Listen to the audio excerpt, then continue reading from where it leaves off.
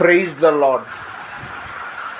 ఈరోజు మే 26వ తేదీ 2025 సంవత్సరం సోమవారం సాయంత్రం. ఈరోజు దేవుని వాగ్దానం మీకా 7వ అధ్యాయం 8వ వచనం. నేను అంధకారం ముందు కూర్చున్నను, దేవుడు నాకు వెలుగుని ఇచ్చును. స్తోత్రం స్తోత్రం స్తోత్రం స్తోత్రం స్తోత్రం స్తోత్రం. జీసస్ పవర్ ఫ్రాన్సిస్ అని పేరు పెట్టడానికి కారణం ఏంటంటే, కొన్నేళ్ల క్రితం ఒకళ్ళు అప్పులతో తలమునుగల అప్పులతో ఉన్నప్పుడు నా ప్రార్థన ద్వారా దేవుడు వాళ్ళ అప్పులు తీర్చడం జరిగింది. వాళ్ళు కానుక పంపారు. అదేవిధంగా 7 సంవత్సరాల నుండి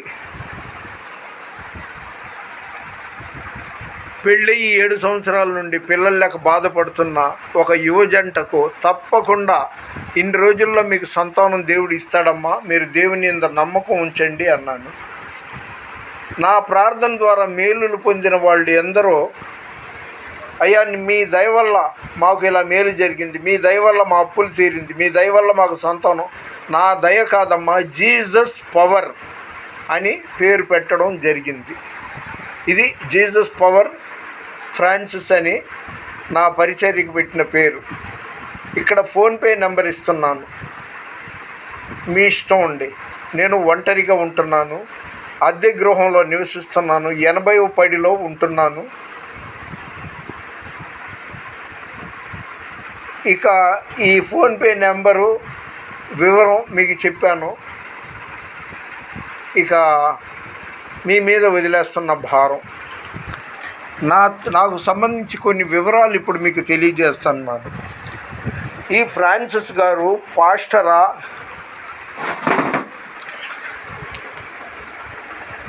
ఏమిటి అనేది మీకు కొంత వివరం చెప్తున్నాను.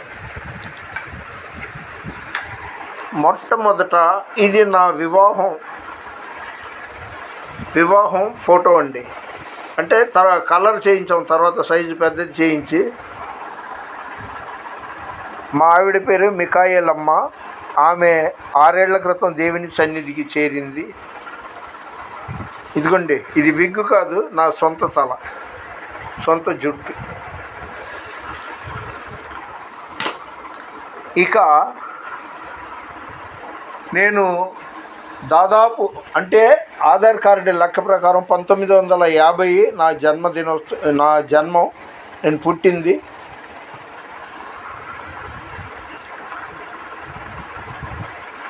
అయితే మొట్టమొదట లల్లు రామండ్ కంపెనీ అని ఆంధ్రదేశంలో సుప్రసిద్ధ బీరువాల కంపెనీ, అందులో పెయింటర్గా చేరాను. ఆ తర్వాత కార్లకి స్ప్రే పెయింటింగ్ పనుల్లో సరిపిదయ్యి విజయవాడ బందర్ రోడ్లో పెద్ద కార్ల కంపెనీలో పెయింటర్గా నేను జీతానికి పనిచేశాను. ఇదిగోండి, 1996వ సంవత్సరం గుంటూరు జిల్లా ఉండవల్లి, అంటే కృష్ణానదికి దగ్గరలో ఉండవల్లిలో నేను స్ప్రే పెయింటర్గా పనిచేసే రోజుల్లో బ్రదర్ ఏసన్న గారి ద్వారా బ్యాప్టిజం పొందాను. అక్కడి నుండి సిగరెట్లు, సినిమాలు, లోక సంబంధమైన ఆలోచనలు, అలవాట్లు మానేశాను. దైవికంగా ఎదుగుతూ వస్తున్నాను. ఈ నేపథ్యంలో సువార్థికుడిగా చాలా సంవత్సరాలు పనిచేశాను. చేస్తుండగా నాలో దేవుడు చాలా ఉంచాడండి.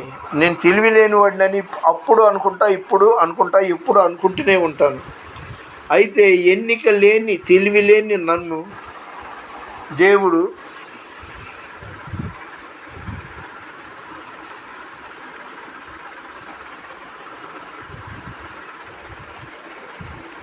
ఇదిగోండి, all India independent churches diocese వారి ద్వారా తెనాలి పట్టణం డగ్లస్ చర్చిలో నేను రెవరెండ్ అభిషేకం పొందాను. ఆ సర్టిఫికెట్ అండి ఇది.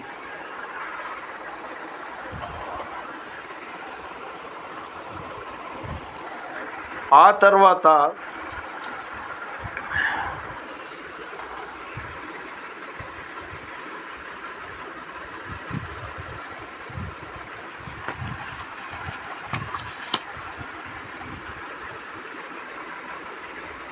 Certificate of ordination, AP state pastor fellowship. ఇది ముదునూరుపాడు స్వస్థతశాలలో బిషప్ అద్దంకి జానయ్య గారు, ఆయన ఇప్పుడు లేరు. ఆయన అదేవిధంగా ప్రముఖ దైవజనులు ప్రతాప్ సిన్హా కుమానపల్లి గారి ద్వారా నేను చూస్తున్నారు కదా, ఏపీ స్టేట్ పాస్టర్స్ ఫెలోషిప్, వీరి ద్వారా ఇదిగోండి వారి సంతకాలు కూడా. రెవరెండ్గా అభిషేకం పొందాను.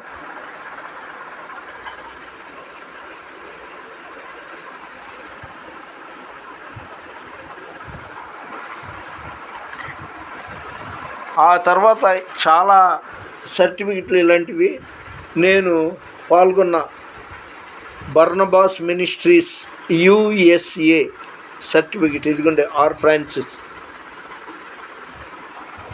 సరే, ఆ తర్వాత చాలా సర్టిఫికెట్లు వచ్చింది. అయితే ఎన్నిక లేని నన్ను, తెలివి లేని నన్ను దేవుడు నాలో ఒక ఆర్టిస్టు, అంటే చిత్రకారుడు, పెయింటింగ్ వేసేవాడిని, బొమ్మలు బాగా వేసేవాడిని. నెక్స్ట్ విజయవాడ సెయింట్ పీటర్స్ కో కేథడ్రల్ విచారణ తరపున ఆ చర్చికి సంబంధించి చాలామంది దైవజనులు, అంటే ఫాదర్లకు కానివ్వండి, బిషప్ మారంపూడి జోజి గారికి కానివ్వండి, ఆ స్థానికులు, వించిపేట స్థానికులు నా ద్వారా సన్మాన పత్రాలు రాయించడమే కాకుండా నా చేతే బహిరంగంగా చదివించారు. అంటే నాలో ఒక రచయిత ఉన్నాడు, ఒక చిత్రకారుడు ఉన్నాడు. క్రైస్తవ సమాజం, ఇది ఆనాడు పశ్చిమ గోదావరి జిల్లా నరసాపురం గాంధీనగర్లోని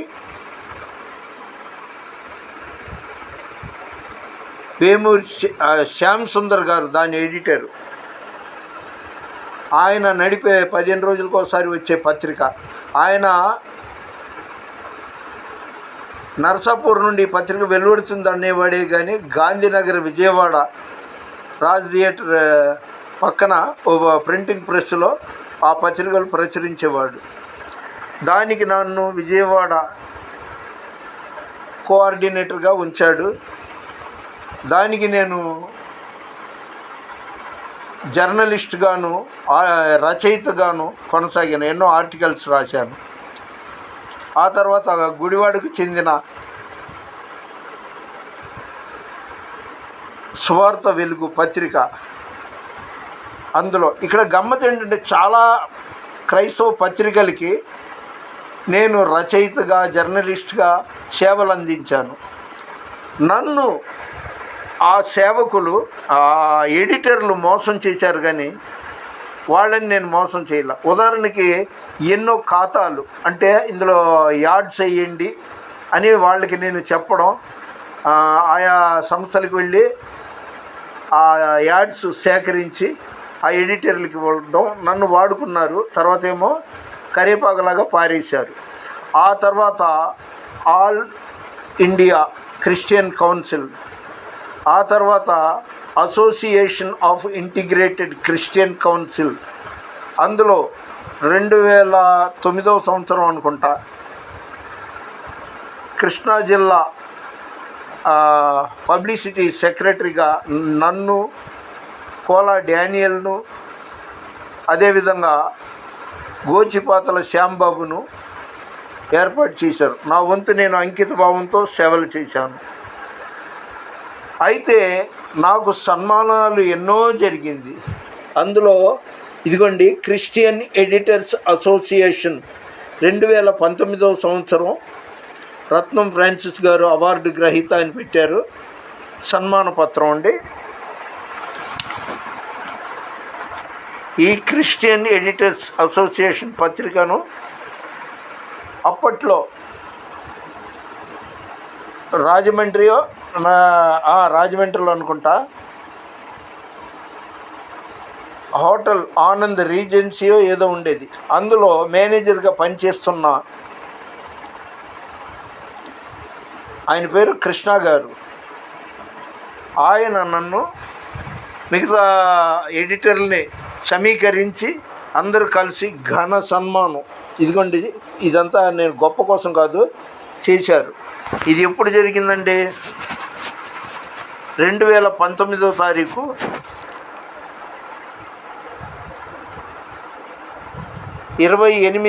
డిసెంబర్ 28వ తేదీ ఏలూరులోని హోటల్ అతిథి ఇంటర్నేషనల్, అందులో నాకు ఈ సన్మానం చేశారండి. అంటే నాకు చాలా సన్మానాలు జరిగింది.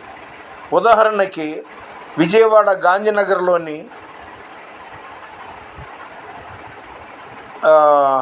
శివాజీరాజు గారి స్వర్ణదీపిక పత్రిక కార్యాలయంలో ఆ రోజుల్లో దేశభక్తుల సుభాకర్ శాస్త్రి అయ్యగారు ఇంకా కొంతమంది దైవ సేవకులు ఎడిటర్ల ఆధ్వర్యంలో నాకు సన్మానం చేశారు. ఆ తర్వాత విజయవాడ ఏలూరు రోడ్లోని సోషల్ సర్వీస్ సెంటర్లో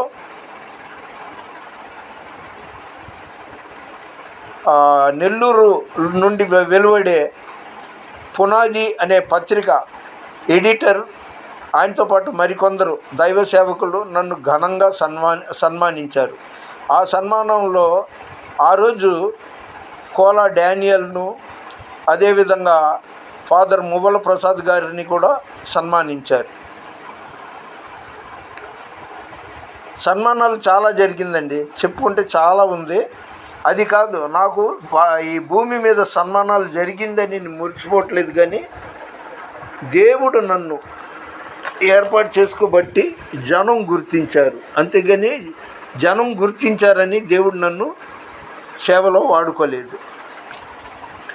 ఈ 2019వ సంవత్సరంలోనే నా భార్య మిఖాయేలమ్మ దేవుని సన్నిధికి ఎక్కింది. అప్పటి నుండి ఇప్పటి వరకు ఒంటరిగానే ఉన్నాను. అయితే కొందరు మీరు పాస్టర్ గారా, బిషప్ గారా, వివరాలు ఒకసారి పంపొచ్చు కదా, వీడియో పెట్టచ్చు కదా అంటున్నారు. నేను పాస్టర్ని కాదండి. పాస్టర్ అంటే ఏంటండి? సంఘ కాపరి. ఎఫెసీ 4వ అధ్యాయం 13వ వచనంలో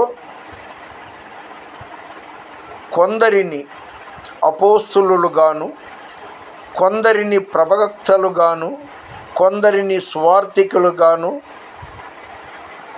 కొందరిని ఉపదేశకులుగాను, ఇలాగా 5 రకాల పరిచర్య దేవునిది ఉందండి. నేను అభిషేకింపబడ్డ దైవ సేవకుడిని. ఒంటరిగా కొనసాగుతున్నాను. 80వ ఏట. స్వయం పాకం అంటే వంట వార్పు చేసుకోవడం, బద్దకిస్తే ఎప్పుడైనా హోటల్లో ఏదైనా వెళ్ళి తినడం, నా బట్టలు నేనే ఉతుక్కోవడం చేస్తున్నాను. ఎందుకంటే వీడియో చూసిన వాళ్ళే కాకుండా